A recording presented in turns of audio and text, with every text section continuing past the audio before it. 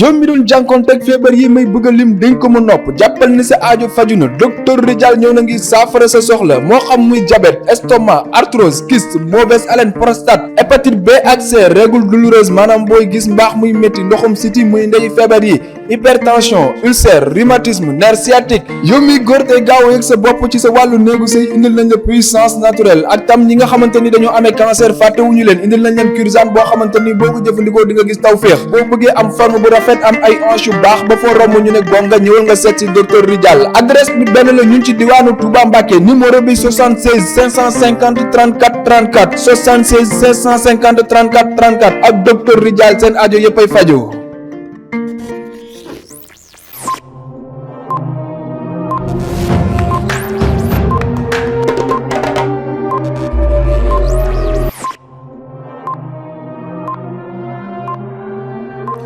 Vous êtes témoin d'un événement où vous avez des informations d'intérêt national, vous pouvez filmer et envoyer par email à infosunugal@gmail.com ou contacter le 78 140 56 56 disponible sur WhatsApp. moo xam da nga fekkee xew-xew moo xam da nga am information boo xam ne da nga bëgg ñëpp jot ci ni ngay def yomb na yónnee ñu ko sunu adresse mail bii di infosunugal@gmail.com wala nga wooñu su numéro 78 140 56 56 mbaa nga yónnee ñu ko WhatsApp ci boobilee numéro boo ko defee àddina bi yëpp dinañ ci jot Sunugal 24 yéen nañ fi nekkal.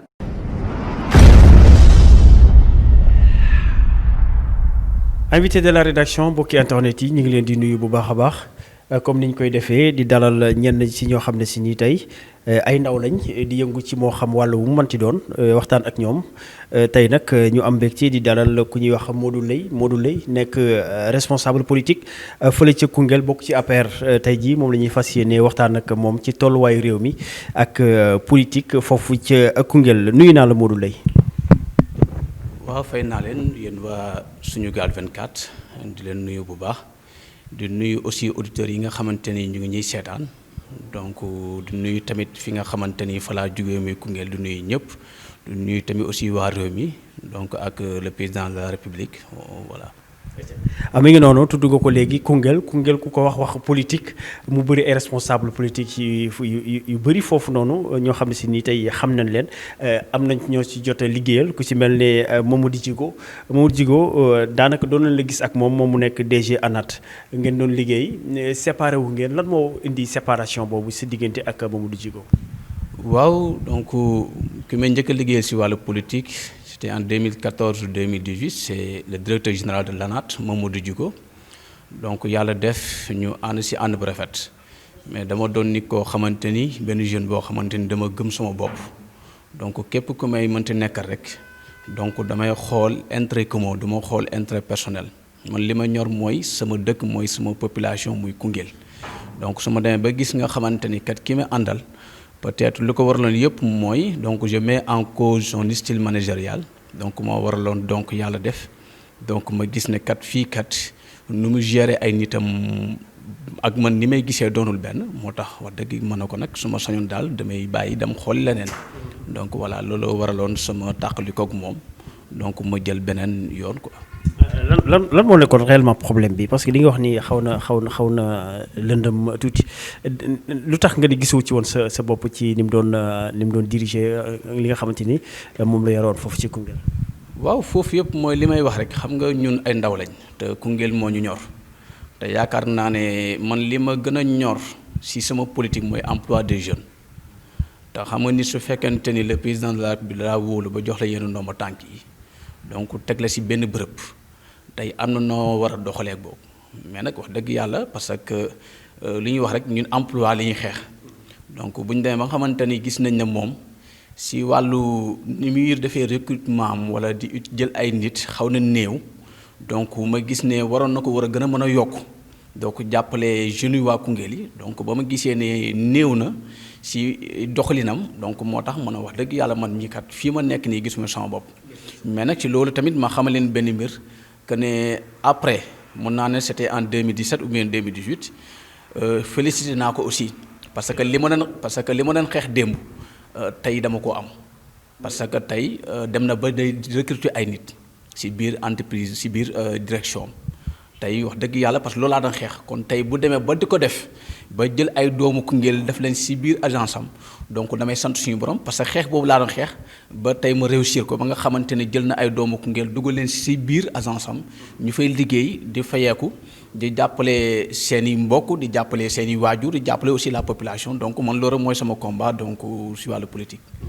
d'accord wax nga ko si ay biir wax après bi nga jógee foofu ci nga daal di ànd ak ki ñuy wax Alioune Badara Ly moom mu nekk DG APN technologie ndax bi nga demee ci Alioune Badara li nga doon bañ fële wala li nga bëggoon foofu ndax am nga ko fi nga xamante ni moom moo di ci kii di DG Alioune Badara Ly ndax li nga bëggoon am nga ko foofu. waaw man en général képp ku may mënti nekk rek li may njëkk a jiital mooy politique bi laa jiital ba pare parce que moo tax ma ñëw ànd ak yow. kon nag si politique bi man li may xool mooy intérêt général mooy suma population est-ce que man kii may dem di àndal su ma demee ànd ak kooku est-ce que dañ si gis seen bopp donc man loolu mooy sama lépp mooy sama préoccupation donc mais dama gis ne donc parce que man en général laay wax quoi parce que man du ma jël mbir du ko personnaliser parce que booy wax su fekkente ni intellectuel nga fekkente ni aussi tamit da ngay wax si wàllu scientifique doo personnaliser débat bi.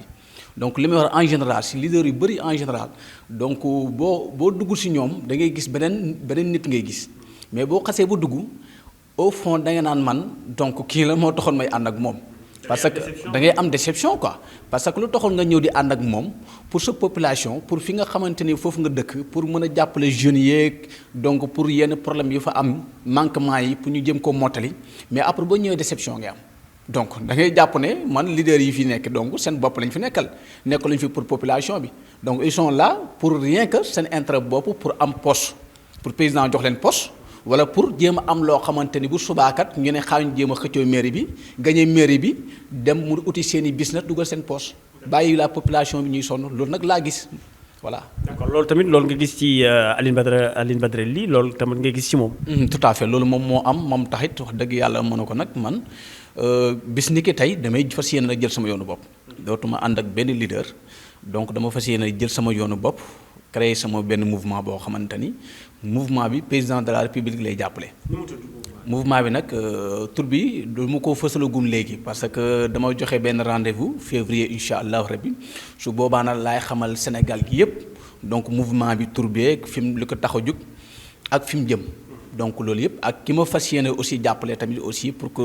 fi nga xamante ne fa laa dëkk muy Koungheul pour que li ñu fa bëgg muy ndaw ñi li nga xamante ne moom la suñu waajur bëgg ndax Koungheul jëm si kanam donc ñun loolu moo ñu tax a jóg si boobaa nag ñu xool si nan la ñuy tëralee suñu programme pour jox ko waa Koungheul ñu xool. d'accord ku wax mouvement wax mbooloo ndax mbooloo moomu tey mën nañu wax ni am na ci ginnaaw ki nga xamante ni moom mooy Modou Leye ngir mu mën a réussir li nga xamante ni tey namm na ko ci boobule mouvement lan nga ñu ci mën a wax ci wàll boobu. xam nga dafa am benn kilifa bu Moussa ma wax ne fii kenn mënul kuñ dimbali rek moo fi nekk fii ku mën rek dañ laa dimbali donc ñuy sant suñu borom bu baax a baax ndaxte man moom avant may dugg si politique man la ma nit ñi bëggal seen bopp. donc ma di ko sante suñu borom parce que lépp rek suñu borom la donc nit ñi ñoo ma bëggal seen bopp avant may dugg ci politique kon du politique moo tax ma am mbooloo boobu déedéet mbooloo bi man am naa ko avant may def politique donc parce que li ñuy wax rek nit ki booy def defal te yàlla tax mais en général nag léegi leader yi nag bi ñuy def defatuñ te yàlla tax li ñuy def yépp c'est pour leur propre intérêt pour que nit ñi gis leen pour ngistal affaire yooyu en général y a des leaders yoo xamante ne loolu la ñuy def affaire de ngistal donc man nekkuma ci kaabu man lu may def rek yàlla day tax donc moo tax tey nit ñooñu tey ma am leen donc du nit ñoo xamante ni dañuy génn ci médias yi wala dañuy génn ci réseaux sociaux yi non parce que en politique gis nga ñu lay fal ñu ngi seen biir kër toog parce que kër leader boo dem nit ñi ngi fay fekk ngay fekk beneen kër leader donc ñooñu ñooy bouger donc mais ñi nga xamante ñoo yor seen carte war laa fal ñu ngi seen biir kër toog di xaar di seetlu di waaw. d'accord ñu gën a xuus ci waxtaan bi ma fàttali que ni Modou Leye la ñu àndal tey ci invité de la rédaction donc mu def déplacement ñëw fii ci Sunugal 24 ñu gën a xuus Modou wax ci wàllum COJER département Koungheul alors ndax mën nga ñu wax naka la COJER di doxee foofu ci département bu Koungheul comment se porte la COJER au niveau du département. foofu moom pour vous dire vrai man dama jàpp na COJER amu fa parce que. gisuma benn activité boo xamante ni lu tax ñuy wax COJER bi nga xamante ni donc ku ko diriger mi dëkk Ribo donc gisuma benn activité boo xamante ni def na ko à Koungheul depuis bañ ko fa tegee ba léegi xam nga COJER boo ne yow ay jeunes nga jiite tey war a mën a def tey ay cérémonie ay yoo xamante ni tey nit ñi si mën a gis seen bopp tey mën a défendre jeunes yi day di dem fu nekk bu défendre jeunes yi pour nga xamante ni c'est jeunes waa département bi tey dinañu mën a am tey si luñ jàpp parce que tey si wàllu immigration clandestine bi am ni tey COJER dafa am benn part de responsabilité bu mu si war a dox donc parce que tey yaakaar naa ne COJER moom rek moo war a mën a taxaw jàkkaarloog tey président de la république ne ko kat su ma sañoon ndaw yi nga ma dénk te ma jiite leen boog su ma sañoon ñu doxalee ni su ma sañoon ñu dugal leen fii su ma mais Koungheul moom foofu man dama jàpp ne COJER amu fa parce que wax dëgg yàlla ki fa nekk il s'appelle Mamadou Ba donc si je me trompe pas donc yaakaar naa ne tey boo demoon Koungheul di laajte ku jiite COJER nu mu tudd sax duñu la ko wax xamuñu ko donc boo ko gisee balaa nga ko gisaat yàlla xam donc c'est raison pour laquelle man mënuma jàpp ne COJER am na fa. yow yaa ngi ci biir COJER bi foofu département. maa ngi si biir. lan nga yore foofu noonu ci biir COJER wala bokk ci bureau bi. non man bokk ma si bureau bi man je suis membre neutre mais comme jeune là aussi tamit c'est normal bokk bi APR c'est normal donc man bokk si biir COJER voilà. ñu gën a xuus wax politique de manière générale ak parti APR donc bi nga xamante ni tey Macky Sall moom moo ko jiite mi ngi ci coalition mais dañu gis que ni Macky Sall daanaka ñi ma àndaloon ci départ ba yëpp ñoo xamante ni tey bi ñuy taxawal APR ñoom ñoo fa nekkoon àndutul ak ñoom am yeneen àndandoo yu bees ñoo xam ne si ni ay coalition ay maanaam ñoo xam ne si nii daal ci yeneen parti la ñu bokk wala ci la ñu bokkoon ñëw ànd ak moom alors yow naka nga jàngatee doxalinu Macky Sall mu mel ne que di moom ñi ma ay àndandoom démb daal moom sànni na leen am ay xarit yu bees. xam nga man nag c'est la personne qui m'intéresse parce que man ba may gëm Macky Sall di ko topp c'était en 2008 man daf ma yàgg a neex muy jukkoom man référence la si man donc ba nu ñu koy dàqee si parti PDS donc ba ni muy jëlee yoonu boppam mais xam nga dafa am loo xamante ni pour ma xuus si day xaw a difficile. parce que yaakaar naa ne moom moo jiite sénégalais yëpp donc bu toogee ba xalaat ne man peut-être lii may def nii su ma ko defee population bi dañ si mën a gis seen bopp mu def ko dama si ànd ak moom mu rafetlu ko man loolu mooy sama gis-gis dama si ànd ak moom rafetlu ko parce que moom moo jiite sénégalais yëpp kon moom bu toogee ak fu mu koy nasee ak fu mu koy waxtaanee tamit man fekkewu ba mais man li may jàpp rek ne man jàpp naa ne nekkul deful loo xamante ni pour bu subaakat mu doon loo xamante ni wàllu côté négatif lay doon si ñun population bi déedéet man dama jàpp ne le président de la république lépp loo xamante ni def na ko rek man dama jàpp ne am yéene bu rafet ak bëgg tey dëkk fii tolluwaay réew mi toll ak feebar bii nga xamante ni tey daf ñoo attaqué tey mu bëgg ko jëmale si kanam ba nga xamante ni tey duñ am problème mu économique duñ am beneen problème boo xamante ni soit mën nañu indi gàllankoor man jàpp naa ne tey li mu def nii rek dama si ànd ak moom ba karo damay gis leneen parce que yaakaar naa ne li ngeen di wax sax am na yu bëri ñoo xam ne dañuy critiquer mais damay ànd ak ñoom si critique yi parce que di nga dëkk si kër borom kër gi am lu mu wax te ñëpp duñu si ànd ak moom kon nag damay jàpp ne tey président bu defee dara nit ñi critiquer rek man damay jàpp loolu dama si ànd ak ñooñu parce que ku si nekk ak sa vision ku si nekk ak sa gis-gis voilà man gis-gis boobu laa am jàpp ne lu baax la. d'accord ba tax na jël na Idrissa Seck taf ko ci kawam daani ko jox na ko sax conseil économique social et environnemental jëlee fa ki nga xam ci moom Mimi Touré daanaka fu ñu daan gis Macky Sall dañ koy gis ci wetam mu liggéey lu bëri ci réélection Macky Sall est-ce que jàppaloo ni loolu tamit dafay doyadil Mimi Touré wala sax daf koy wàccee ci kanamu ki nga xamante ni moom mooy Idrissa Seck mi nga xamante ni tey bu ay pexeem sotti woon Macky Sall du falu. waaw xam nga dañ ne politique lañ wax xam nga politique dafa doon loo xamante dafa xaw a doy waar te ñun nag en général politique bi ñuy def fii Sénégal dafa xaw a jéggi dayoo donc doonul politique boo xamante ni référence la donc lu ma doon daw parce que man politique bu may woote politique de référence la parce que man dama contre jeune bu taxaw di saaga wala jeune bu taxaw di wax lu ñaaw. si koo xamante ni mën na ko kilifa wala leen ak leneen man dama jàpp ne nit su fekkente ne am na loo contre da ngay ñëw teg solution ne man kat su ma sañoon kii def na loo xamante ne baaxul mais nii laay ñëw doxalee Mimi nag suñu lépp la parce que man jàpp naa ne wax dëgg yàlla suñu créé APR si la bokk kon nag su ma sañoon donc wax dëgg yàlla xaw ma nag lu xew diggante moom président mais man aw ma yéene wala yéenewuma tey mu génn dem jël yoonu boppam wala diggante moo président am ñagas man yéenewuma ko mais tamit aussi dañ ne politique dafa doon loo xamante ni président am na fi mu toll képp ku mu mënti woo yaakaar naa da nga ko war a dem wuyu ji fekkente ne intérêt général moo la tax a jóg su fekkente ne sa population moo la ñor képp ku mu mënti woo nga nekk ci opposition bi wala fu mu mënti nekk war nga war a mën a dem uyu ko soo leen demee toog na su fekkente ne wax na la loo xamante ne yow jàpp nga ne ci lim lay war a dénk gis nga ni boo ko defee tey di nga liggéeyal sa population man dama jàpp ne foofu amul leen lu ñaaw loo xamante ni dina war a mën a tax nga incliner donc li nga xamante ni moom la le président donc dénk donc man damay jàpp rek ne donc li am ni yëpp réeróo la rek man mais ñàkk waxtaan la donc mais jàpp naa ne su waxtaan amee rek donc réeróo bi du am quoi donc et puis dañu retrouver wu ensemble. kon yow da ngay rafetlu dellu wala dikku Idrissa Seck ci li nga xamante ni moom mooy mouvance présidentielle. bien sûr man moom wax dëgg yàlla dama koy rafetlu. parce que li fi Idrissa Seck wax yëpp li mu leen ŋàññi yëpp tey ngeen di xëcc ko ci seen biir mu mel ne dara musul xew. dama lay wax benn mbir rek man Idi élection 2008 la si je me trompe pas présidentielle 2007 su ma ju Idrissa Seck laa votel man moom laa votel donc boobu Macky mu ngi si Wade man Idi laa votel en 2007 malgré ànduma ak moom tey Macky laa àndal mais xam nga dañ ne lépp loo gis rek jàmm mooy lépp nit di ngeen am problème réeroo ngeen toog waxtaan àndaat parce que gis nga bu kiy jaaree gauche kiy jaar droite lépp loo bëgg a defar wala nga bëgg ko taxawoo rek du mën a nekk parce que suñu borom def ne boo leen àndee rek ma xëpp leen ay xéewal mais boo leen tàqalikoo rek man ma téye li ma yor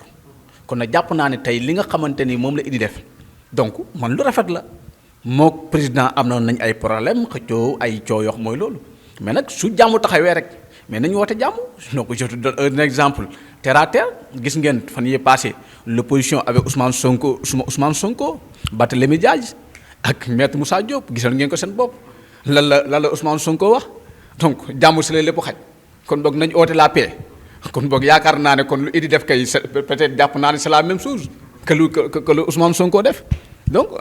voilà. d'accord yaa ko tudd Ousmane Sonko moom mu nekk daanaka ci aussi opposition bi ñu bëri di wax ne Ousmane Sonko moom mën a nekk le chef de l'opposition alors yow ndax am nga ci xalaat ak taxawaay bi nga xamante ni Ousmane Sonko am na ko ci opposition bi. non man pour problème mu Ousmane Sonko man damay wax rek damay wax lu ma concerné man gëmuma ne man réew mi dina dem ba mujj ci ay loxoom parce que lu tax dama la ñuy jox benn lu ndaw rek. bind na fi benn livre bi ñuy tuddee solution man dama jàpp ne livre boobu man liir naa ko mais si biir livre bi boo ko liiree lépp ba mu jeex xam nga boo demee ba ne solution yaakaar naa ne dafa fekk nga gis nit miy def lu baaxut nga war a indi loo xamante ni lu baax nga teg ko si table bi mais amul lenn loo xamante ni sur le plan économique sur problème mu emploi des jeunes wala si yeneen problème yoo xamante ni moom jàpp na ne instant bi Sénégal mu ngi si crise bam joxe ci solution man gisuma ko man dama jàpp ne livre am boobu xam na la ko waroon tuddee critique parce que livre am bi lépp critique la nit ki ne boo demee ba tuddee ci livre nga tuddee sa livre solution man dama jàpp na boo waxee benn page man d'accord naa ni ku nekk am na gis-gisam bu jàppee ne le président li mu def baaxul mais na fi teg loo xamante ne lu baax mais su fekkee da nga tuddee sa livre solution te ci biir solution boobu lu amul lenn benn solution bi nga fa joxe ci wàllu économique sur le plan de l'emploi des jeunes wala ainsi de suite ku ci lire livre bi di nga xam li ma la wax ba xam dëgg wala du dëgg kon jàpp naa ne livre boobu waroon tudd solution qu'on se dise la vérité te et puis li mu def nii tout récemment ba ki dem mu ngi doon critiquer Idrissa Seck li mu dem ci Macky Sall ainsi de suite mais xoolal li mu def ak maître Moussa Diop ak Barthélémy ñooñu tey man dama jàpp ne duñ ay référence man si je me trompe pas. yow waru leen fréquenter. non parce que maître Moussa Diop ak mais pourquoi ngeen bëgg a fréquenter Macky Idrissa Seck. non ba pare bañ. xam nga fréquenter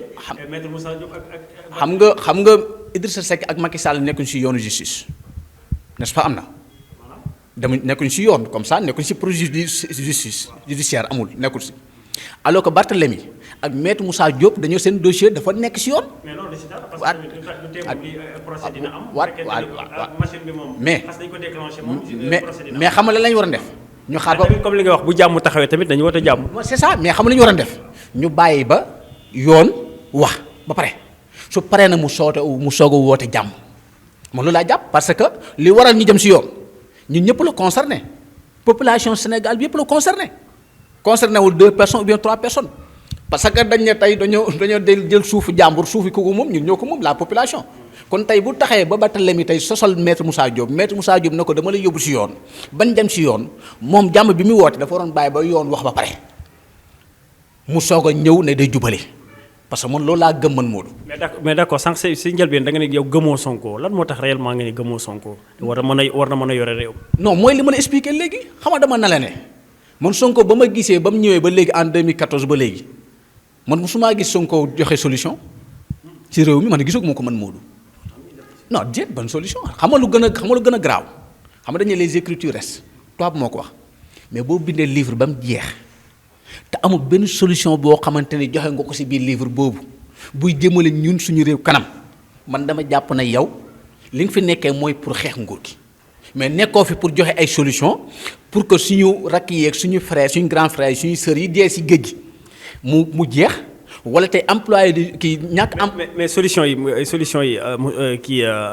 Modou doguma la mais solution yi Macky Sall moom moo war a joxe solution yi régler problème bi parce que moom la Sénégalais yi fal mais faluñu Ousmane Sonko. xam nga moom laa lay expliquer xam nga d'accord Macky moo war a joxe ay solution mais dama na la ne nit soo ne li baaxut mais war nga am loo si war a teg non nañu wax dëgg rek boo ne fii boo ne yoon bii tey bu ñu fi jaar parce que baaxut mais war nga joxe beneen yoon boo xamante bu ñu war a jaar bu baax. man foofu laay waxee. ci mi ngi noonu temps bi xooj nañu Modou Leye dama lay bàyyi rek nga daal di def sa kàddu bu mujj ñu jëkkati jotaay bi. waaw di gërëm ñëpp di sant ñëpp donc di wax rek ne nañ ñaanal donc le président de la République en même temps aussi di wax rek tamit di féliciter sama benn xarit sama benn doomu ndey Cheikh Abdou Lahad Faye dëkk Mbacké donc bokk ci jeunes yi nga xamante président dafa am yaakaar ci ñoom ba ki dem président def ko comme chargé de mission à la présidence donc wax dëgg yàlla ma di ko ñaan rek que yàlla na ko jig aussi di gën a doy aussi dolli sama colère ak le président parce que lu ñu mënti wax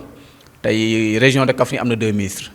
donc am na ministre Seydi Abdoulaye Sow am na aussi ministre Mayacine Camara donc loolu yëpp ñu di ko ci gërëm di ko ci sant di ko wax rek mu gën a bàyyi xel doomu Koungheul yi parce que Koungheul wax dëgg yàlla doon na dëkk boo xamante ni ressources yi bëri na fa mais nag mu bàyyi ñu xel ci kaw tamit lépp loo xamante ni jàpp na ne bu ko fa defee rek donc Koungheul mën a jëm ci kanam ay ndoom mën see mën a gis seen i bopp rek mu jàppale ñu ci donc di gërëm ñëpp di sant ñëpp. acca mi ngi noonu Modou Leye la ñu àndaloon tey ci li nga xamante si moom mooy invité de la rédaction ñu koy amal muy ay jotaay yoo xam si dañ koy amal di ci invité ni ma ko waxee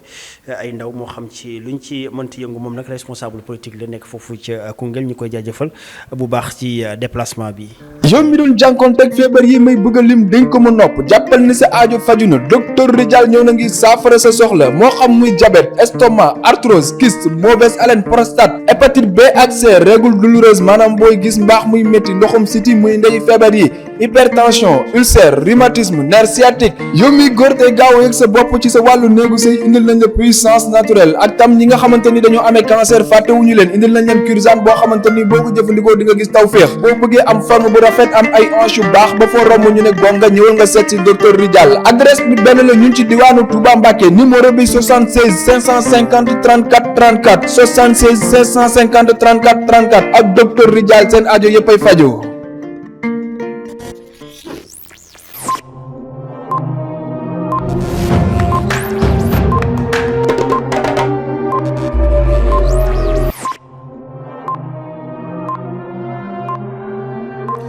Vous êtes témoin d'un événement où vous avez des informations d'intérêt national, vous pouvez filmer et envoyer par email à info-sunugal@gmail.com ou contacter le 78 140 56 56 disponible sur WhatsApp. moo xam da nga fekkee xew-xew moo xam da nga am information boo xam ne da nga bëgg ñëpp jot ci ni ngay def yomb na yónnee ñu ko sunu adresse mail bii di info-sunugal@gmail.com wala nga wooñu su numéro 78 140 56 56 mbaa nga yónnee ñu ko WhatsApp ci boobilee numéro boo ko defee àddina bi yëpp dinañ ci jot Sunugal 24 yéen nañ fi nekkal.